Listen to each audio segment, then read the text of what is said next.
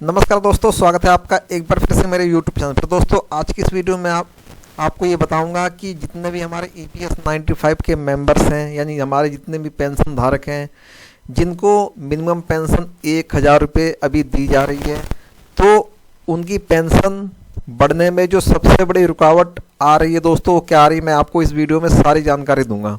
इससे पहले यदि आप चैनल पर नए हैं, वीडियो को पहली बार देख रहे हैं, तो आपसे रिक्वेस्ट है चैनल को सब्सक्राइब करना ना भूलें। वीडियो पसंद आए तो वीडियो को लाइक करें, अपने दोस्तों के साथ भी शेयर करें। तो सबसे पहले दोस्तों बात करते हैं कि जो आपकी मांगे हैं, यानी सबसे बड़ा जो मतभेद है वो आपकी जो न्यूनतम पेंशन की मांगे हैं उन मांगों को लेकर है।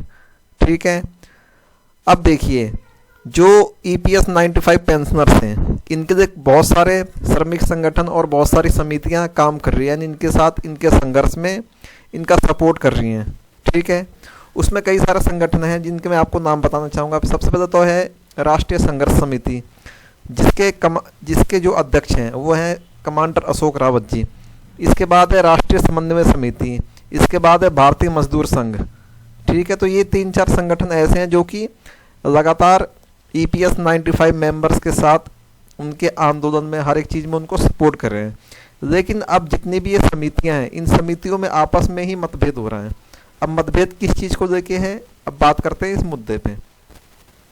तो सबसे पहले मैं आपको ये बताना चाहूँगा कि जो राष्ट्रीय संघर्ष समिति, यानी जो सबसे बड़ी समिति जो काम कर रही है पेंशनर्स के लिए, वो है राष्ट्रीय संघर्ष समिति। इसके जो अध्यक्ष हैं वो है अशोक रावत जी, कमांडर। ठीक है, इनकी जो मांगे हैं, यानी राष्ट्रीय संघर्ष समिति की मांगे हैं, वो है न्यूनतम पेंशन 7000 प्लस में DA, यानी न्यूनतम पेंशन की मांग ये रखी गई है राष्ट्रीय संघर्ष समिति के द्वारा। जो पेंशन आपकी है वो आपको पता है कि मिनिमम जो पेंशन है वो केवल 1000 रुपये, जो कि सन 2014 से आज तक, यानी 2025 आ गया, आज तक वही पेंशन आपको मिल रही है।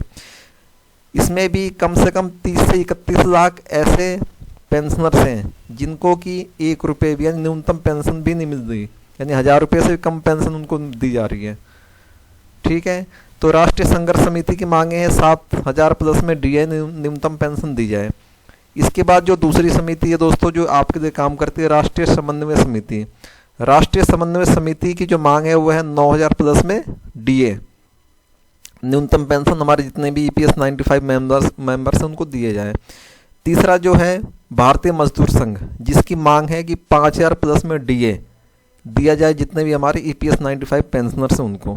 इसके अलावा संसदीय समिति की एक रिपोर्ट आई थी जिसमें ये कहा गया था EPFO और केंद्र सरकार को कि मिनिमम जो पेंशन होनी चाहिए वो 2000 प्लस में DA होना चाहिए।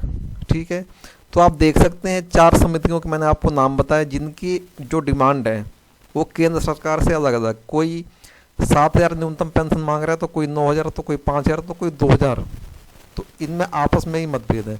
यदि ये जितने भी संगठन हैं ये आपस में मिलजुल कर एक ही डिमांड सरकार से मांगेंगे, यानी एक ही न्यूनतम पेंशन की मांग करेंगे, चाहे वो 5000 हो चाहे वो 8000 हो, या ज़्यादा से ज़्यादा मैं कहता हूँ, तो सरकार इस पर कार्रवाई करने के लिए तैयार होगी।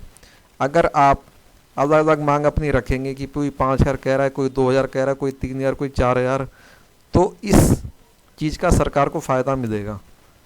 ठीक है, और जो आपकी पेंशन बढ़ोतरी है, पेंशन बढ़ोतरी में रुकावट आएगी, और इसी वजह से रुकावट आ भी रही है, आप देख भी रहे होंगे। तो इन जितने भी ये संगठन हैं इनको एक साथ मिलके एकजुट होकर सरकार पे दबाव बनाना चाहिए, और इनको जो अपनी मांग है, यानी एक मांग इनको रखनी चाहिए, चाहे वो 5000 रुपये न्यूनतम पेंशन, चाहे वो 9000 है, तब जाके सरकार आपकी बातें मानने के लिए बाध्य होगी। लगातार मीटिंग्स हो रही हैं, सांसदों के साथ भी हो रही है, मंत्रियों के साथ भी हो रही है। हर जगह से केवल आश्वासन ही दिया जा रहा है, कहीं से लिखित में जवाब ये नहीं मिला कि आप लोगों की जो पेंशन है उस पेंशन को बढ़ा दिया जाएगा। केवल आश्वासन ही दिया जा रहा है हर मंत्री के द्वारा, हर मंत्रालय के द्वारा। ठीक है, बाकी इस पे आगे क्या होगा, बजट पेश होने वाला, बजट में हो सकता है आपके लिए कुछ खुशखबरी निकल के आए, लेकिन जो भी है वो तो आने वाला टाइम ही बताएगा। तो आपके विचार क्या हैं, कमेंट सेक्शन में कमेंट करके आप ज़रूर बताइए कि आप जितने भी संगठन हैं इनको एकजुट होना चाहिए या अलग अलग इनको काम करना चाहिए, आपके हिसाब से क्या होना चाहिए, और बाकी बजट में आपके लिए क्या खास हो सकता है, आपकी पेंशन बढ़ेगी नहीं बढ़ेगी, इसमें भी आप अपनी राय दे सकते हैं। तो दोस्तों इस वीडियो को यहीं तक रखते हैं, मिलते हैं नेक्स्ट वीडियो में।